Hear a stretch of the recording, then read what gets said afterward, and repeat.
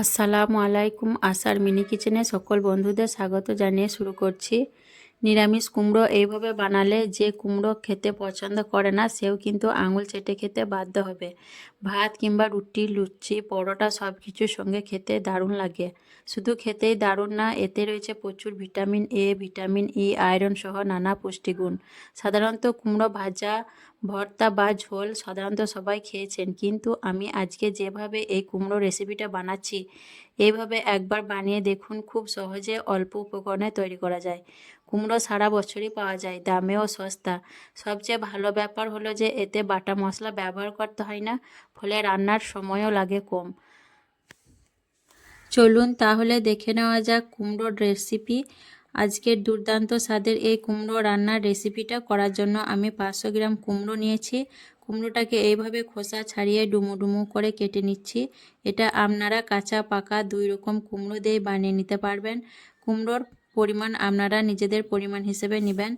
কুমড়োর খোসাটা হালকা হলুদ হয়ে গেছে, তার জন্য আমি খোসা বাদ দিয়ে দিচ্ছি। খোসাটা যদি একেবারে হলুদ হয়ে যায় তাহলে পুরোটাই বাদ দিয়ে দিবেন, না হলে খেতে ভালো হবে না। আর যদি এরকম সবুজ বা হালকা কাঁচা থাকে তাহলে বাদ না দিলেও হবে। সাথে নিয়েছি দেখুন দুটো মিডিয়াম সাইজের আলুগুলোকে দেখুন খোসা ছাড়িয়ে এইভাবে ডুমো ডুমো করে কেটে নিচ্ছি। কুমড়োর মতো একই সাইজের করে আলু চাইলে আপনারা দিতেও পারেন, আবার নাও দিতে পারেন, তবে দিলে একটু খেতে ভালো লাগবে। কুমড়ো আলু খুব ভালোভাবে দেখুন ধুয়ে নিয়ে চলে এসেছি। এরপর দেখুন গ্যাস অন করে একটা কড়া বসিয়ে দিয়েছি, আর কড়ার মধ্যে দিয়ে দিচ্ছি বড় চামচের 1 চামচ 5 ফোড়ন। গ্যাসের ফ্লেমটাকে একেবারে লোতে রেখে প্রায় 30 থেকে 40 সেকেন্ডের মতো 5 ফোড়নটা ভেজে নেব। খেয়াল রাখবেন যাতে 5 ফোড়নটা পুড়ে না যায়। আর ভিডিওটি স্কিপ না করে দেখতে থাকুন। রেসিপি পছন্দ হলে যারা আমার নতুন বন্ধু ভিডিওটি দেখছেন, ভালো লেগে থাকলে অবশ্যই আমার চ্যানেলটি সাবস্ক্রাইব করে আমার পাশে থাকবেন। তারপর দেখুন 5 ফোড়নটা ভাজা হয়ে গেছে, এখন আমি এটা অন্য জায়গার মধ্যে ঢেলে রেখে দিচ্ছি। কড়াইয়ে দিয়ে দিলাম সর্ষের তেল। এই রান্নাটা সর্ষের তেলে করলে বেশি ভালো লাগবে খেতে। তেলের পরিমাণ আপনাদের নিজেদের ইচ্ছে অনুযায়ী কম বেশি করে নেবেন। আমি এখানে প্রায় 4 টেবিল চামচের মতো সর্ষের তেল দিয়ে দিয়েছি। তেল গরম হয়ে যাওয়ার পর দিয়ে দিলাম একটা শুকনো লঙ্কা ছিঁড়ে আর একটা তেজপাতার টুকরো করে। সাথে দিয়ে দিচ্ছি হাফ চা চামচ 5 ফোড়ন। লো ফ্লেমে একদম কয়েক সেকেন্ডের জন্য আমি 5 ফোড়নটা ভেজে নেব, একেবারে কালো করে ভাজবো না। 5 ফোড়নের সুন্দর গন্ধ বেরিয়ে গেলে দিয়ে দিচ্ছি 1/4 চামচ হিং। হাতের কাছে থাকলে অবশ্যই হিংটা দেবেন, এতে খেতে ভালো লাগবে। হিং আমাদের ডাইজেশনের জন্য খুবই ভালো। হিং দেওয়ার সময় গ্যাসের ফ্লেমটা একেবারে লোতে রাখবেন যাতে হিংটা পুড়ে না যায়। একটু নাড়াচাড়া করে নেওয়ার পর দিয়ে দিচ্ছি কেটে রাখা আলুগুলো আমি প্রায় 2 থেকে 3 মিনিটের মতো একটু ভেজে নেব। গ্যাসের ফ্লেমটাকে মিডিয়ামে রেখে নাড়াচাড়া করে নিয়ে ঢাকা দিয়ে দিচ্ছি। ঢাকা দিয়ে আলুগুলোকে ভেজে নিতে হবে, এতে করে আলুগুলো একটু নরম হয়ে যাবে। দেখুন ঢাকা দিয়ে প্রায় 3-4 মিনিট আলুগুলোকে হালকা লালচে করে ভেজে নিয়েছি। এবার দিয়ে দিচ্ছি কেটে রাখা কুমড়োগুলোকে আলুর সাথে আরও 3-4 মিনিট ভেজে নেব। এখানে কিন্তু আমি কোনো রকম লবণ হলুদ এখনও পর্যন্ত দিইনি। নাড়াচাড়া করে নিয়ে আবারও একটু ঢেকে দিচ্ছি। বারবার এভাবে করে ঢেকে ঢেকে ভাজলে কুমড়োগুলো ভাজাও হয়ে যাবে, আর ঢাকা দেওয়ার কারণে ভাপে যে পানিটা বের হবে সেই পানির মধ্যেই কুমড়ো আলু একটু নরমও হয়ে যাবে। ঢাকা দিয়ে আরও 3-4 মিনিট কুমড়ো আলু একসঙ্গে ভেজে নিয়েছি। এবার দিয়ে দিচ্ছি টমেটো ও 4টে কাঁচা লঙ্কা চেরা। এখানে আমি 2টো টমেটো ডুমো ডুমো করে কেটে দিয়ে দিয়েছি, আর 4টে কাঁচা লঙ্কা। ঝালটা আপনাদের পছন্দ অনুযায়ী দিয়ে দেবেন। আরও 2 মিনিট আমি নাড়াচাড়া করে নেব যাতে টমেটোগুলো নরম হয়ে যায়। দিয়ে দিচ্ছি 1 চামচ লবণ দিয়ে আবারও আমি 2 মিনিটের মতো নাড়াচাড়া করে নেব। লবণ দেওয়ার পর দেখুন আমি 2 মিনিটের মতো নাড়াচাড়া করে নিয়েছি, আর এতে করে দেখুন টমেটোগুলো অনেকটাই নরম হয়ে গেছে। এখন আমি এর মধ্যে কিছু শুকনো মশলা ব্যবহার করব। দিয়ে দিচ্ছি হাফ চামচ হলুদের গুঁড়ো, হাফ চামচ কাশ্মীরি লাল লঙ্কার গুঁড়ো। এতে করে ঝাল হবে না, কালারটা খুব সুন্দর হবে।